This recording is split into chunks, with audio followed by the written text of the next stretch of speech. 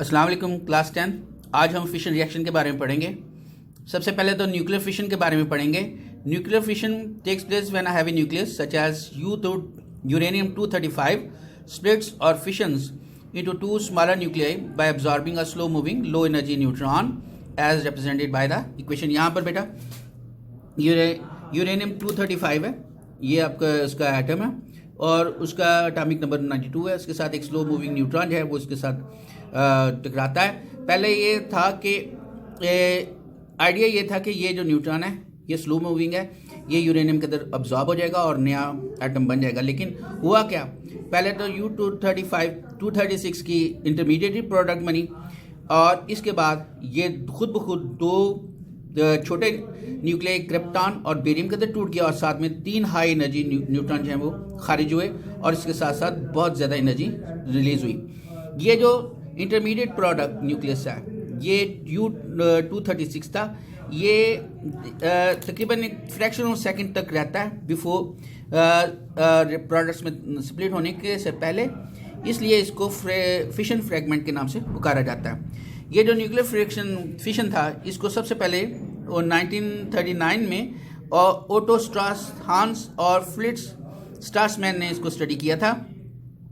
Uranium nucleus was split into two nearly equal fragments after absorbing a slow-moving, low-energy neutron. The process also resulted in the production of typically 2 or 3 neutrons per fission event. यानी हर fission event में 2 से 3 high speed neutrons जो emit होते हैं।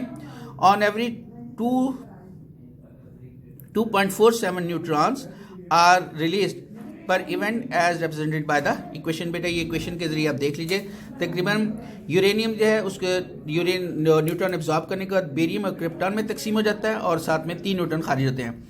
In nuclear fission, the total mass of the products is less than the original mass of the heavy nucleus. Measurements show that about 200 mega electron volt of energy is released in each fission reaction event. Her fission event में 200 mega electron volt जो है energy release होती है।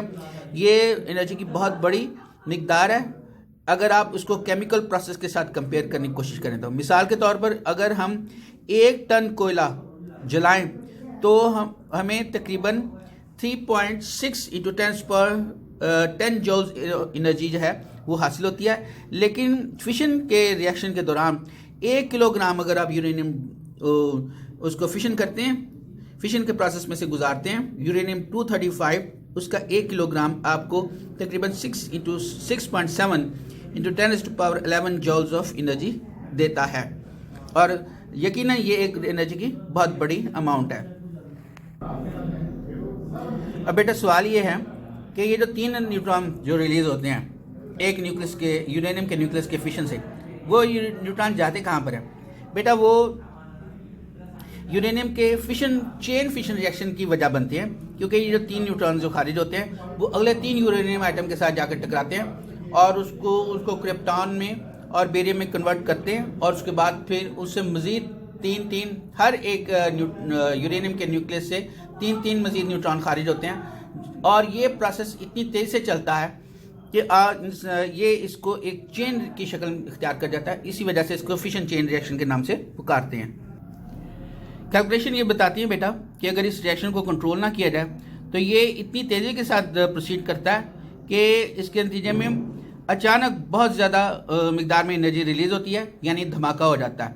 बेटा ये जो nuclear bomb का explosion है वो इसी चेन रिएक्शन का नतीजा होता है। बहुत ज़्यादा तादाद में न्यूक्लियाई जो है यूरेनियम के न्यूक्लियाई बारी बारी फटते हैं, लेकिन इनके फटने का वक्फा इतना कम है और ये चेन प्रोसेस इतनी तेज़ी से होता है, इतने कम वक्त में होता है कि यही लगता है कि तमाम न्यूक्लियाई एक ही वक्त में फटे हैं। इसमें इस रिएक्शन को कंट्रोल किया जा सकता है और जब आप इस फिशन रिएक्शन को कंट्रोल करते हैं तो ये कंट्रोल फिशन रिएक्शन कहलाएगा। The fission chain reaction is controlled in nuclear reactors. A nuclear reactor provides energy for useful purposes. In this sort of self-sustained reaction, extra neutrons liberated in the fission reactions are absorbed using some material to slow down the chain reaction. इसमें होता ये है कि chain reaction के अंदर जो extra neutron निकलते हैं उनको अब्जॉर्ब करा लिया जाता है और जो एनर्जी निकलती है उस एनर्जी की अमाउंट को भी कंट्रोल कर लिया जाता है। बेटा ये इन डेफिनेशंस को याद करिएगा। फिशन रिएक्शन बेटा ये लॉन्ग क्वेश्चन के तौर पर भी आता है, और इसमें से ये बेटा जो डेफिनेशन है कंट्रोल फिशन रिएक्शन और अंडर कंट्रोल फिशन रिएक्शन, ये भी छोटे शॉर्ट क्वेश्चन के तौर पर आते हैं, इनको याद कर लीजिएगा।